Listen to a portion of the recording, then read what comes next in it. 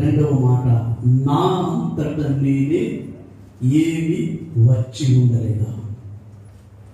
అంటే యేసు ప్రభు అంటున్నాడు, అసలు నేను రావడం కూడా ఆయన చిత్తాన్ని బట్టి ఈ భూలోకానికి వచ్చాను. నన్ను పంపింది నా తండ్రి, నన్ను పంపాడు.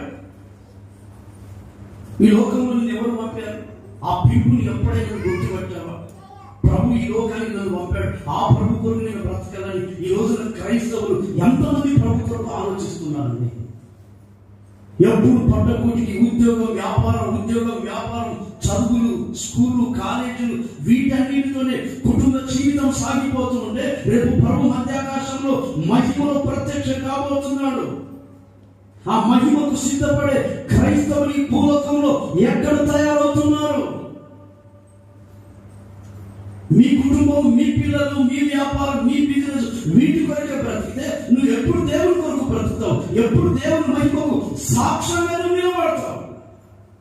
నీ మాటలు చూస్తే బూతు, నీ మాటలు చూస్తే అపవిత్రత.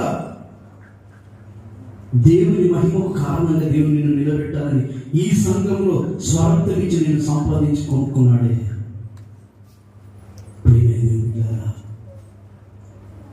మన ఆధ్యాత్మిక జీవితంలో నా అంతట నేనే ఏమీ చూడలేదు. యోహాను సువార్త 8:42. యేసు వారితో ఇట్లనెను, దేవుడు మీ తండ్రి అయిన ఎడల మీరు నన్ను ప్రేమింతురు. నేను దేవుని యొద్ద నుండి బయలుదేరి వచ్చి ఉన్నాను. నా అంతట నేనే వచ్చి ఉండలేదు.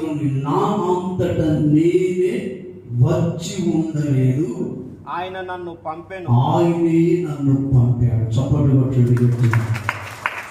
నా అంతట నేనే వచ్చి ఉండలేదు. నీ అంతట నీవే వెళ్ళిన ప్రదేశాలెన్ని?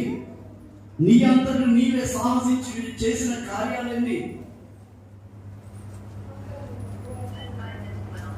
అందుకే దేవుని బిడ్డలారా, పరిశుద్ధ గ్రంథంలో ఒక మంచి మాట, 1 కొరింథీయులకు రాసిన పత్రిక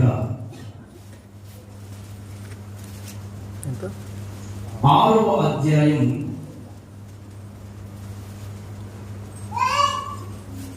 19-20.